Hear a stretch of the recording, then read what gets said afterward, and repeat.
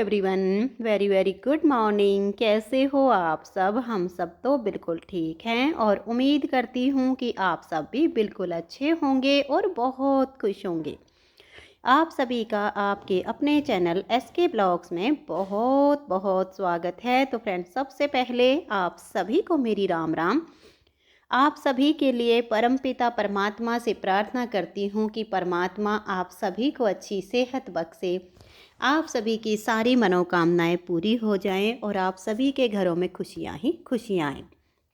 तो फ्रेंड्स, ये अभी सुबह सुबह मैंने मशीन लगा दी है कि कपड़े धुल जाएंगे, क्योंकि कपड़े हो गए हैं काफ़ी सारे मैले।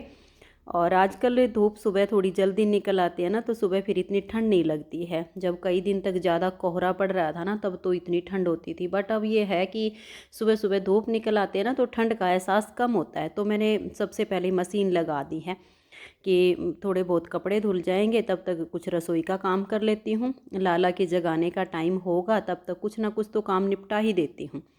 और ये मैंने 2-3 दिन की मलाई जमाई हुई थी। गाजर का रायता बनाना है, तो मैंने गाजर काट के और बॉयल करने के लिए रख दी थी। तो वो भी बॉयल हो चुके हैं, क्योंकि बीच में मैं कपड़े देखने के लिए चली गई थी कि जो धुल गए उनको निकाल देती हूँ।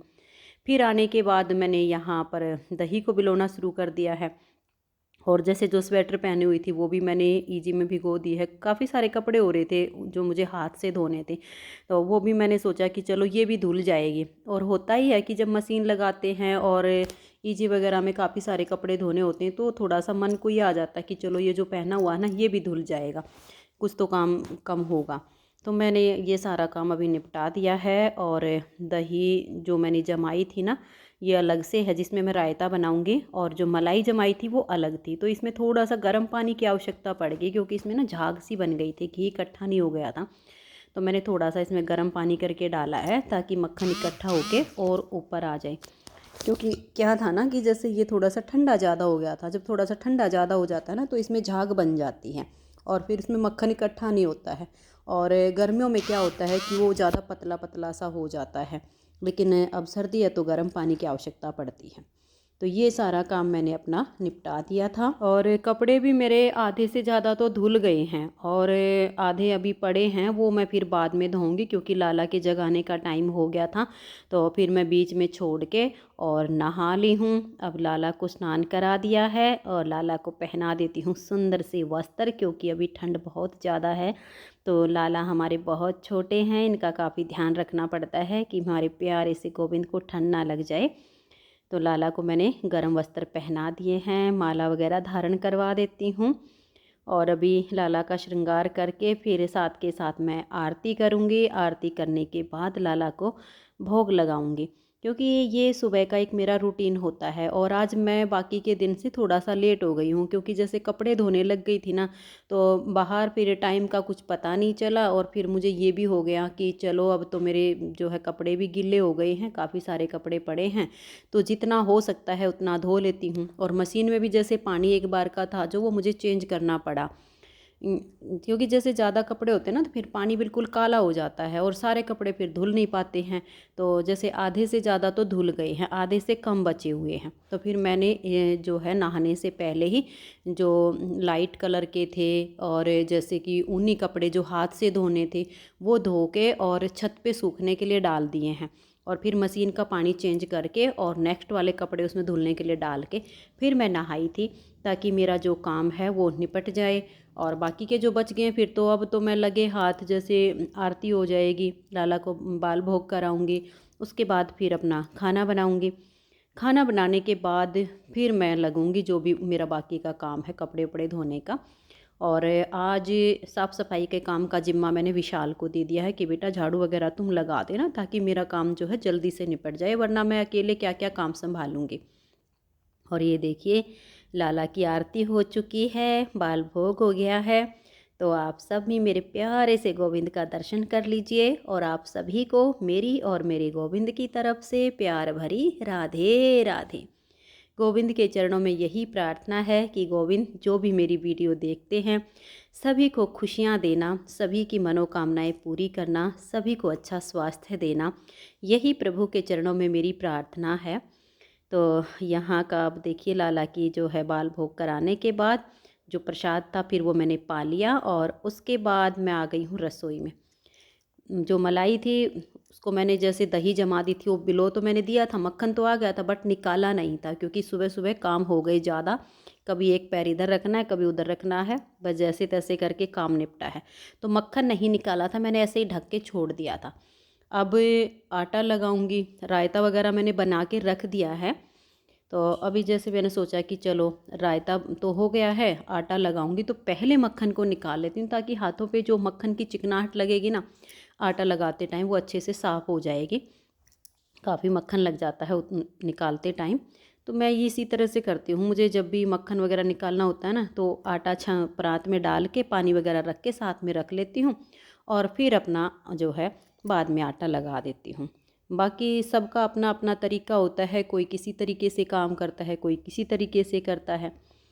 तो लो जी, अब तो मक्खन भी निकाल दिया है और लाला को माखन मिश्री का भोग लगाऊंगी क्योंकि मैं 2 या 3 दिन में मक्खन बनाती हूँ, फिर 2-3 दिन तक तो वही जैसे आज बनाया है अब ये 3 दिन चल जाएगा।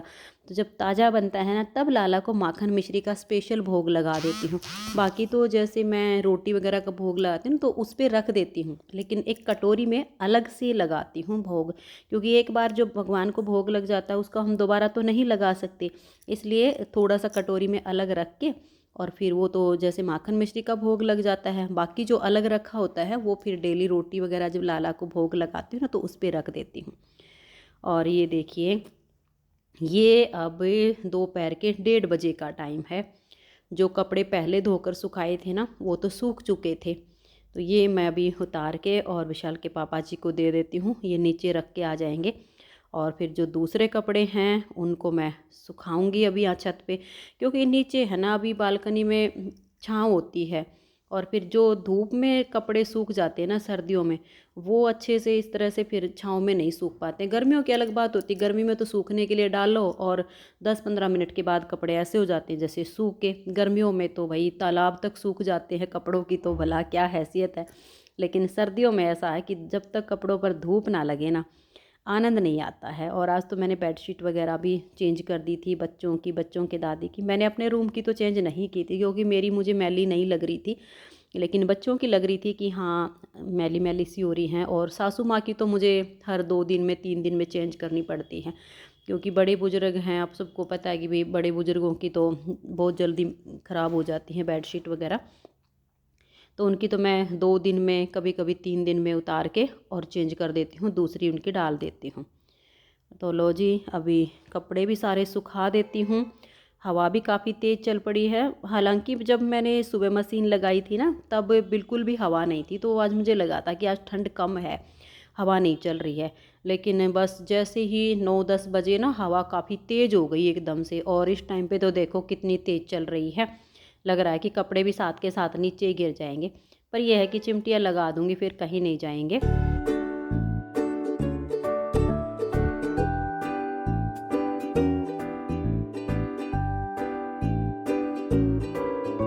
और अभी कपड़े सुखा के फिर मेरा काम हो जाएगा कंप्लीट, क्योंकि अब जैसे दिन ना काफ़ी बड़े होने लग गए हैं, बहुत अंतर दिखने लग गया कि हाँ दिन बड़े हो गए हैं।